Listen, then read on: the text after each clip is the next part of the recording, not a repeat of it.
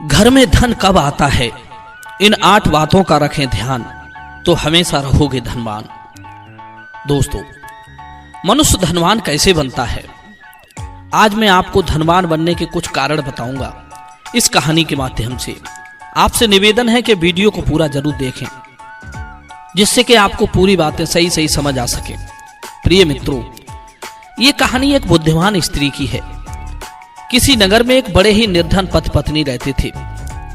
वे हर रोज मजदूरी करके अपने परिवार का भरण पोषण करते थे। एक दिन उनके द्वार पर 3 साधु पधारे। स्त्री का पति किसी काम के लिए घर से बाहर गया हुआ था।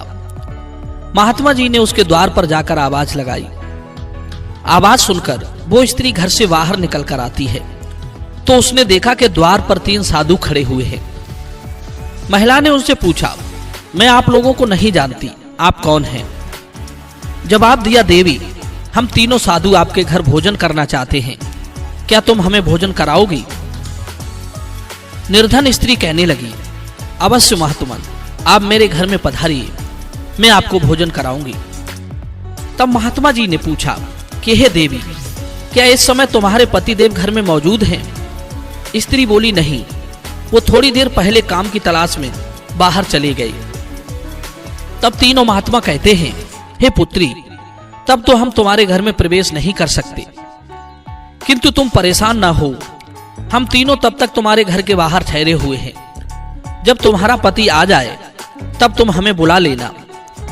प्रिय दर्शकों, इस प्रकार वे तीनों साधु उस स्त्री के द्वार पर बैठे रहे।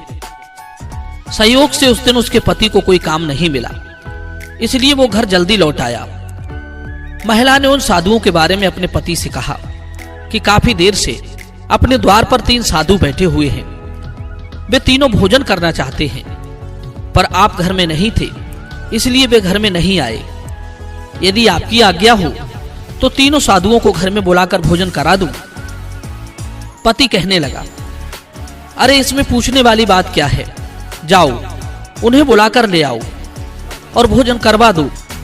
प्रिय मित्रों, अब तो पति की आज्ञा पाकर वो स्त्री साधुओं को बुलाने के लिए द्वार पर आई और बोली, महात्मन, अब मेरे पति घर में मौजूद हैं, कृपया आप लोग घर में पधारिए। स्त्री की बात सुनकर महात्मा जी कहने लगे, पुत्री, हम तीनों साधु किसी के घर में एक साथ प्रवेश नहीं करते हैं, क्योंकि हम तीनों में एक साधु का नाम धन है, दूसरे का नाम सिद्धि है और तीसरे का नाम प्रेम है। तुम जाकर अपने पति से ये पूछ लो कि सबसे पहले वे किसे बुलाना चाहेंगे। बंधुओं, साधुओं की बात सुनकर वो स्त्री अपने पति के पास पहुंची और पूछने लगी कि उन तीनों साधुओं में से एक का नाम धन है, दूसरे का नाम सिद्धि है और तीसरे का नाम प्रेम है। वे तीनों एक साथ घर में नहीं आ सकते। उन्होंने ये पूछवाया है कि सबसे पहले आप किसे बुलाना चाहेंगे।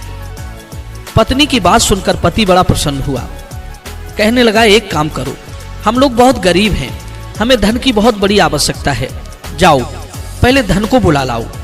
धन के आने से हमारे घर में गरीबी मिट जाएगी, हम धनवान बन जाएंगे। आज के समय में कौन ऐसा व्यक्ति है जो धन को नहीं पाना चाहता। कहते हैं, जैसे दांत अलग होने पर सांप कुछ नहीं कर पाता, जैसे मद के बिना हाथी, उसी तरह संसार में धन के बिना पुरुष नाम मात्र का ही पुरुष है। सब धन से ही तो बलवान होते हैं। जो धनवान होता है वही पंडित गिना जाता है। धन से ही मनुष्य में उत्साह आता है। लोगों को हराना, ऐंठ कर बोलना, सब धन का ही तो कमाल है। जिस तरह गर्मी से छोटे छोटे नदी जलाशय सूखकर नष्ट हो जाते हैं, उसी तरह धन के बिना थोड़ी बुद्धि वाले मनुष्यों की सब क्रियाएं नष्ट हो जाती हैं। गरीब आदमी यदि गुणी हो तो भी लोग उसे दृष्टि में नहीं लाते। जिस तरह सूर्य समस्त प्राणियों को प्रकाश देता है, उसी तरह लक्ष्मी मनुष्यों के सभी गुणों को प्रकाशित करती है। गरीब आदमी यदि उपकार करने आया हो तो भी लोग उसे छोड़कर चले जाते हैं। कहते हैं, बिना दक्षिणा के यज्ञ मरा हुआ है, बिना श्रोत्रिय ब्राह्मण के श्राद्ध मृतक है, बिना संतान के वंश मर जाता है। उसी तरह बिना धन के मनुष्य को भी मरा हुआ समझना चाहिए। गरीबी शरीरधारियों के लिए सबसे बड़ा अपमानकारी दुख है। धनहीन होने पर सगे रिश्तेदार भी उसे मरा हुआ मानते हैं। सगे भाई बंधु भी उसके साथ बैठने उठने में अपनी तौहीन मानते हैं। उसके साथ अपने संबंध को छुपाते हैं।